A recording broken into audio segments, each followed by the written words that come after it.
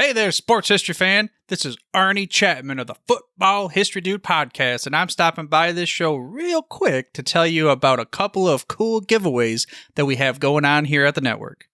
Both are autographed books covering various topics of the NFL. The first is The Point After: How One Resilient Kicker Learned There Is More to Life Than the NFL by ex-NFL kicker Sean Conley.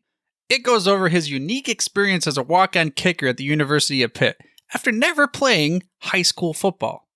And then it gets into some of his time playing for NFL teams and so much more beyond the gridiron. The other is from author Kevin Bryant. His book is titled Spies on the Sidelines: The High-Stakes World of NFL Espionage. This book started as a curiosity, kind of a passion project to understand everything revolving around, well, Spygate. But this put Kevin down a rabbit hole learning about all sorts of espionage that has occurred throughout the history of the NFL. Both permissible and often the illicit techniques of gathering intel to try to impact the outcome of the game. To sign up for your chance to win an autographed copy of one of these books, all you gotta do is head over to sportshistorynetwork.com/giveaways and sign up. That's sportshistorynetwork.com/giveaways. Again, check out all the other podcasts that we have in the Sports History Network as well. But now, back to your regularly scheduled journey to the sports history timeline. In celebrating the University of California Golden Bears football, we wanted to point out some of the craziest occurrences in the program's rich history. Some of these are truly bizarre, and we cover 6 of them coming up here in just a moment. This is the Pigskin Daily History Dispatch, a podcast that covers the anniversaries of American football events throughout history on a day-to-day basis. Your host, Darren Hayes, is podcasting from America's North Shore to bring you the memories of the gridiron, one day at a time. So as we come out of the tunnel of the Sports History Network, let's take the field and go no huddle through the portal of positive gridiron history with pigskindispatch.com. This podcast is part of the Sports History Network, your headquarters for the yesteryear of your favorite sport. You can learn more at sportshistorynetwork.com.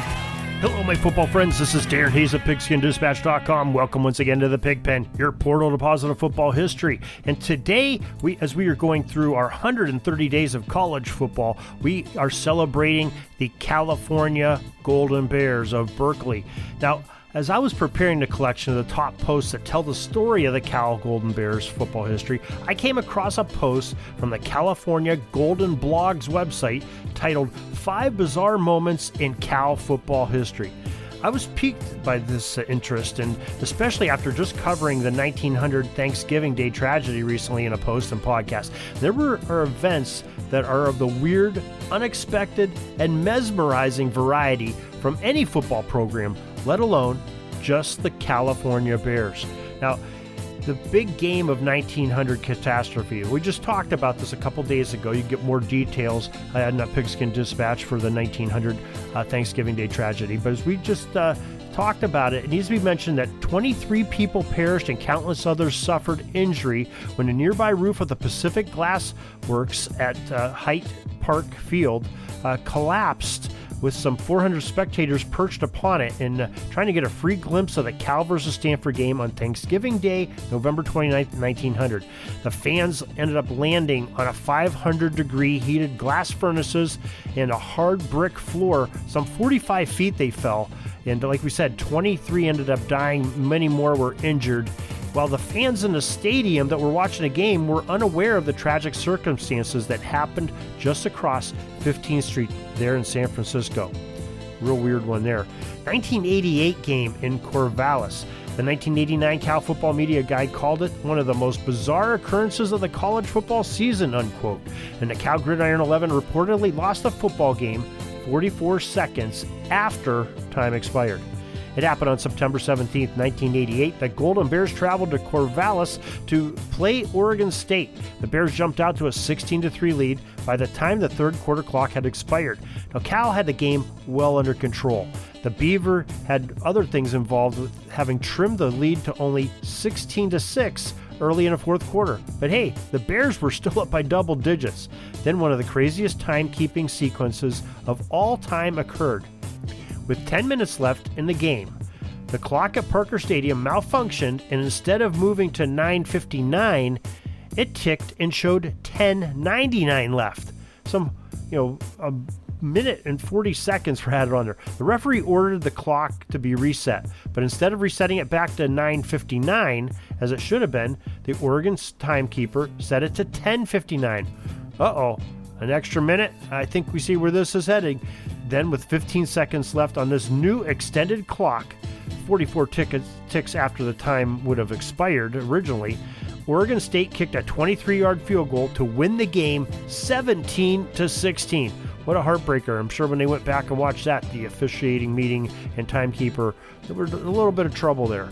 A big circumstance, everybody having that extra minute. Well, the next one is the first big game. The first meeting of Stanford and the Cal happened on March 19th, 1892. Okay, that's a weird time for a football game, March. But that's the 19th century, so it's odd, but okay, that's understandable. That's not what makes it weird. Well, the second weird thing that happened in this game is the year after Stanford was admitted their first student to the school. They had a football team. Well, that's extremely weird. And the really thing weird is the person that claims to be the first student at Stanford is a future president. And to go along more, he was the young team manager of this 1892 game. His name was Herbert Hoover. Well, anyway, that's kind of odd too. But guess what? Herbert Hoover, the future president, forgot to bring a ball to the game. In fact, nobody brought a ball to the game. As the teams were getting ready to start this game, and it was a record crowd, they only printed half as many tickets as they had to have at that hate field in San Francisco. It's believed that Herbert Hoover was in charge of that as well. Well, they found they had no football. Well, luckily, a local sporting goods store owner heard the commotion, jumped on his horse, trotted down the street. A few minutes later, he brought back the outer shell of a football, but the bladder he had was for a punching bag. Didn't quite fit right. So they tried to stuff it in there, inflate it as much as they could, a mostly deflated ball. It wasn't regulation, but hey, it's what they had at the time, and it's what they used. And both teams had to use that ball. Well, the contest was delayed for a bit, but it was played out with a Cardinal winning that very first big game. And surprising that Herbert Hoover got elected, but his presidency is a whole other story. Might be for a different podcast, not a football podcast. Okay, another one we had that's kind of crazy in Cal history is the Wrong Way Dude, is what we're calling it. The star of the Golden Bears in a later portion of the 1920s was a fellow by the name of Roy Riegels, a great ball player. And it was at the 1929 Rose Bowl game where Riegels picked up a Georgia Tech fumble, and instead of taking it the short 30 yards to pay dirt, a great scoop and score, he took off 65 yards in the wrong direction after getting turned around. The only one that caught him was teammate Benny Lom, who stopped him with just in time when the Ramblin' Wreck players took him down, about his own 1 yard line. Well, back in that era of football, when you're pinned deep, what do? You punt. So Cal was forced to punt themselves out of trouble. But Georgia Tech blocked the punt, and it went for a safety. 2 points for Georgia Tech. Well, those 2 points ended up being the difference in the game as Georgia Tech in the Rose Bowl victory. Final score, GT 8, Cal 7. Those 2 points made a big difference, and Roy Riegels was the GOAT on that one. The 1990 big game between the Cardinals of Stanford and the Golden Bears of Cal was a very big one. They had some great things happening in there. Late in the game, wide out, Ed McCaffrey caught a touchdown pass in the right corner of the south end zone to bring the Cardinal within 1 point with just 12 seconds remaining. Stanford's head coach, Dennis Green, decided to go for the 2-point conversion and the win. That takes some big ones to do that. But before the ball snapped on the conversion, Cal students ran out on the field of play, halting the game for a time. Officials, security, and even the PA announcer pleaded with the folks to clear the field. Finally, they did. And when play resumed, Cal picked off the conversion pass attempt, and pandemonium went again as Cal was still up 25-24, and they had thwarted that 2-point conversion. Well, flags flew, and a 15-yard penalty followed again on the kickoff against Cal because all the fans poured out on the field from Cal. Well, Stanford attempted and recovered an onside kick after the 15-yard penalty, and the ball rested on the 37-yard line of Cal with 9 ticks on the clock remaining. Time for one more play.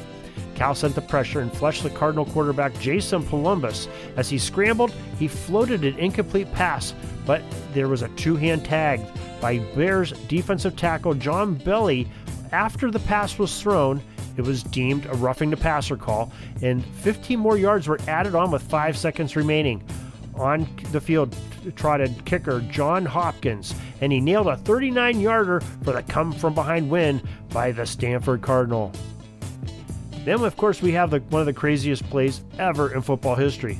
We call it the Stanford Band play. Some call it just the play. Big game, November 20th, 1982, had some memorable players such as John Elway participating in it. But the final play was what made it stand out. Stanford had taken a 20-19 lead on a field goal with just 4 ticks of the clock remaining. The ensuing kickoff was booted, and the Golden Bears used 5 lateral passes on the return to score the winning touchdown in the game's final seconds and earn a 25-20 victory. But that's crazy enough. But really crazy is that the Stanford band members thought that the game was over and that the Cardinal had won it, so they poured out onto the field in jubilation. However, their turn was far from over. It was still very much in process, and the players were colliding into and dodging band members of the Stanford band. It was quite a bit sketchy, as the legality of the 2 of Cal's backward pass attempts adding to the drama and the legacy of the one that they call the play.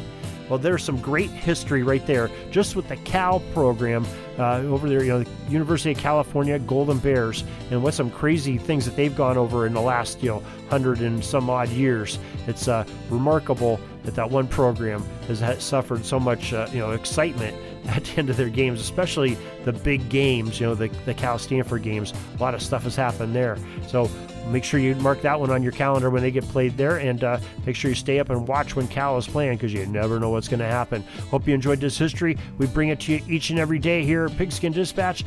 You can email us at pigskindispatch@gmail.com and watch us anytime you want, or listen to us anytime you want, read about us anytime you want, and YouTube, you can watch us anytime you want. We have a lot of good things happening there. So till tomorrow, everybody, have a great gridiron day. We're taking a peek over at the chains and the down marker. It's 4th and long. We're going to have to punt the ball and get on out of here, but we'll have another series tomorrow for your football history headlines, so be sure to tune in. We invite you to check out our website, pigskindispatch.com, not only to see the daily football history, but to experience positive football with our many articles on the good people of the game, as well as our own football comic strip, Cleat Marks Comics. Pigskindispatch.com is also on social media outlets, Facebook, Twitter, Instagram, and don't forget the Pigskin Dispatch YouTube channel to get all of your positive football news and history. Special thanks to the talents of Mike and Gene Monroe, as well as Jason Neff, for letting us use their music during our podcast. Pigskindispatch.com is a proud affiliate of the Sports History Network, the headquarters of sports yesteryear.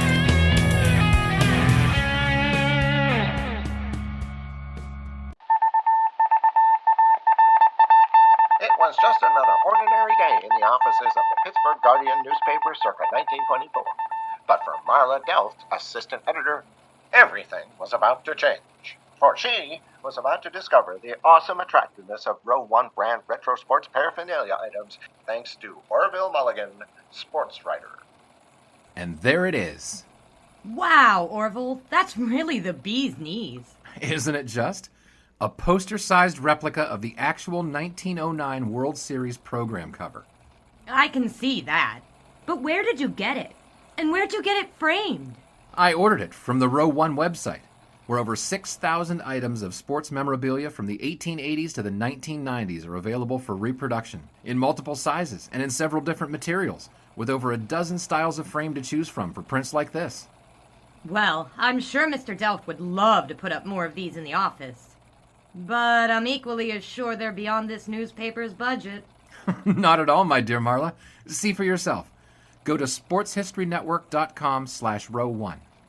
sportshistorynetwork.com/row1. Oh my, these are good prices. Oh, and look at this stuff. Oklahoma-Nebraska football, college basketball art, Michael Jordan items. And so it Retro was that sports Marla Delf advertisement discovered the clapboards. splendiferous magic of Row 1 sports memorabilia, arts, and prints. You can too by visiting sportshistorynetwork.com/row1. That's ROW number 1 today for access to the full Row 1 catalog of gallery prints and gifts like t-shirts, long sleeve shirts, telephone cases, coffee mugs, blankets, pillows, towels, and even shower curtains. Act today for 15% discount off all prints with coupon code SHN15 and 20% off all other items with coupon code SHN20 at checkout.